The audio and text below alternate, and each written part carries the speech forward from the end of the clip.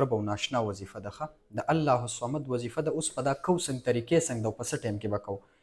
په دې باندې ما باقاعده الحمدلله چې چا له مې هم ورکړې الله جل شانه یې مسله حل کړې ده په یو څلورو هفتو کې دننه داسې ما یو کس ونه لیده چې هغه وایي چې یاره قاري صاحب دا وظیفه ما وکړه زما کار ونه شو. ډېرو چې څومره ما سره رابطه وکړه هغې ما ته په جواب کې دا خبره کړې ده چې الله جل شانه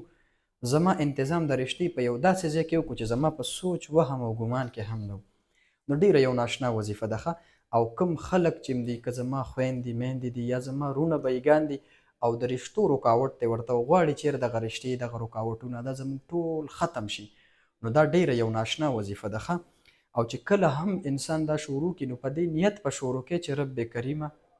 دا وظیفه مې تا ته وسیله کړه باقي کار ستا دی سوچ سمج فکر دا به ټول الله طرف ته کوو دا نه چیرې مثال په طور بس ما وظیفه شروع کړه او زما په هغې باندې اعتماد دی چیرې دا کار به دا وظیفه کوي نه جی نه کار الله کوي نو سوچ فکر دا به الله ته برابرو او امید دره به ساتم چې الله جل شانه دې مسله حل کړي خو اوس په دغه عمل مونږ کوو څنګه طریقې څنګه دا په څه ټایم کې به کوو چونکې ما په ټیک ټاک کې هم اپلوډ کړله خو پوره طریقه درته زه دلته بیانوم په دې طریقه تاسو دا شروع کړئ انشاءالله امید در به ساتم چې الله جل شانه ستاسو د رشتې انتظام وکړي. راځم خپلې خبرې له خو د هغې نه مخکې یو خبره صرف کول غواړم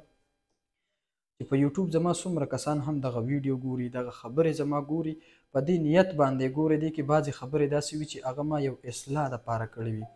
نو تاسو کوشش کوئ چې کومه خبره هم تاسو ته مخې ته درځي نو کوشش کوئ چې تاسو یې په خپل عمل کې هم راولئ ځکه زه چې دغه وظایف ورکوم دغه بیانات کوم زما مین مقصد پکې دا ده چې انسان ته زما د وجې یو خیر میلاو شي او د انسان د زړه نه ماته دعا وخیږي نو کوشش کوئ ماته خصوصي دعاګانې کوئ یا الله د عزت خیال یې وساتئ یا الله پاکه مرتبه ورکړي زه ستاسو نه هېڅ هم نه غواړم بس دغه دعا ماته کوئ.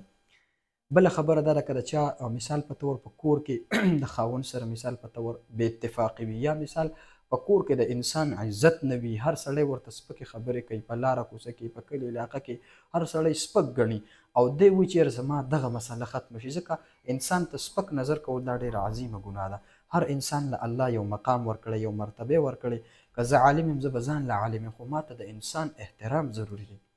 زه عالم پسې شوم چې زه د یو انسان احترام نه کوم تاسو کوشش کوئ چې هر انسان دی دا اشرف المخلوقات دی الله یو اشرفه او یو بهترین پیدا کړی په ټولو مخلوقاتو چې مخلوقات فرشتې هم پکې راځي خو الله وایي چې انسان ما د فرشتو نه بهترین پیدا کړی نو سپک نظر چاته نه کول تاسو دا وظیفه ځان سره هم لازمي کوئ د هر فرض مونځ نه بعد 41 مرتبه یا معز ووایه په ځان شرف کوه ژوند کې به درله الله دومره عزتونه درکړي چې سوچ کې به دې ویني. راځم خپلې خبرې له خو تاسو موږ سره په واټساپ باندې هم رابطه کولی شئ د چا په کور کې مسله ده ښځې او خاوند منځ کې مسله ده یا مثال رشتې نه کېږي نو تاسو په دې نمبر رابطه هم کولی شئ 0370 058 0484. راځم خپلې خبرې له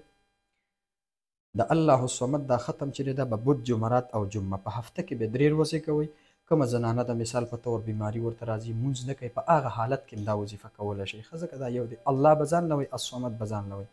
کولی شي پکې خو پرېږدي به نه لګاتار به دا وظیفه کوي د بود په ورځ به 10,000 مرتبه وي خو مخکې وروسته به درود شریف وي بیا دغه شان د جمعرات په ورځ به هم وي خو 10,000 مرتبه مخکې وروسته به درود شریف وي د جمعې په ورځ به هم 10,000 مرتبه وي مخکې وروسته به درود شریف وي او د مونځ اهتمام پکې هم لازمي دی مونځ به کوو د دې نه علاوه د خپل نظر حفاظت به کوو الله ته به په دغه هفتو کې متوجه کیږو نو ژوند کې به الله اساني راولي او الله جل شانه به زموږ مسلې هم حل کوي. والسلام ډېره مننه که خبرې سیوا شوي د هغې هم معذرت. والسلام.